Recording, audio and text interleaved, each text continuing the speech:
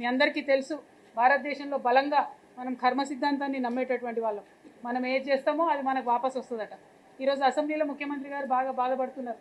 నా కుటుంబాన్ని, నా పిల్లల్ని అందరినీ కూడా తిట్టినారు. మరి గత 5-6 ఏళ్లుగా వారు చేసినటువంటి పనే ఇవాళ మళ్ళీ వారి మీదకి తిరిగి రిటర్న్ వచ్చింది. అది ఎవరు చేయిస్తున్నది కాదు, ఎవరు చేయగోరింది కాదు. ఏదైతే సంస్కృతి మీరు మొదలు పెడతారో తిరిగి అదే మన దగ్గరికి వస్తుందనే విషయం ఇవాళ ముఖ్యమంత్రి గారి విషయంలో రుజువైంది. కాకపోతే మేము బీఆర్ఎస్ పార్టీగా చాలా హుందాగా రాజకీయంగా ప్రజల సమస్యలను మాట్లాడదలుచుకున్నాం కాబట్టి గౌరవ ముఖ్యమంత్రి గారు అనుచితమైనటువంటి వ్యాఖ్యలను వెనక్కి తీసుకోండి, తర్వాత చర్చ చేద్దామని చెప్పాం. దానికి వారు ఒప్పుకోలేదు. ఇంకా దారుణం, ఇవాళ అసెంబ్లీ సమావేశాలను చూస్తూ ఉంటే ఒక 2 ఆడబిడ్డల్ని అరెస్ట్ చేస్తున్నారు. సరే, వాళ్ళు తప్పు చేసి ఉండొచ్చు, వాళ్ళు జర్నలిస్టిక్ విలువలు పాటించకపోవచ్చు.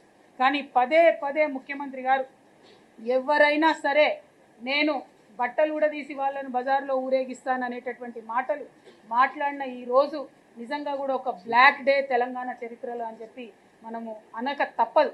ఎందుకంటే అసెంబ్లీ సాక్షిగా మీరు ఒక పక్క 33% మహిళా బిల్లు వస్తుంది, మహిళలు రాజకీయాల్లోకి రావాలని చెప్తారు.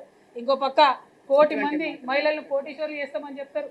ఇంకొక పక్క అయ్యో నా బిడ్డను, భార్యను, నా కుటుంబ సభ్యుల్ని అందరు కూడా మాటలు అన్నారని చెప్తారు.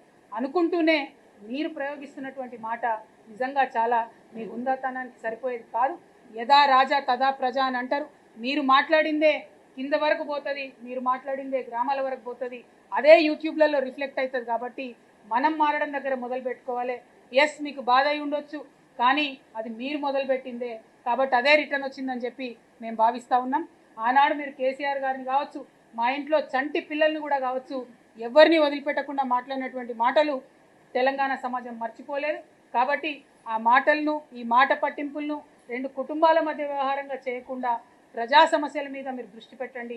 ప్రజానాయకుడైనటువంటి కేసీఆర్ గారి మీద మీరు మాట్లాడినటువంటి మాటల్ని వెనక్కి తీసుకోండి, మీ హుందాతనాన్ని పెంచుకోండి, ప్రజా సమస్యల మీద మాట్లాడని చెప్పి ముఖ్యమంత్రి గారిని మేము డిమాండ్ చేస్తూ ఉన్నాం.